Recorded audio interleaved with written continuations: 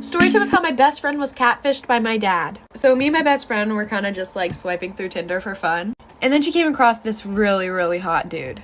So of course, she swiped right and they talked all night long. And he said he had an Android, so he couldn't FaceTime, but his messages were blue, so I thought something was off. She was too blinded to see that something was up in the first place because she was messaging with a really hot guy. So about a week of them just like texting back and forth and I guess getting to know each other, they decided that they were gonna meet up. So they both decided that they were gonna meet up at an Olive Garden near them.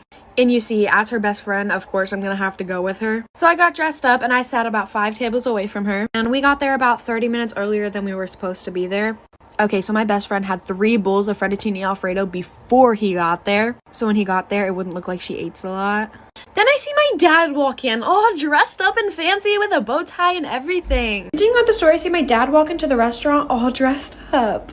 Mind you, my dad's married. To my mother, of course. So I was like, ooh, my dad and my mom are finally going on a date together.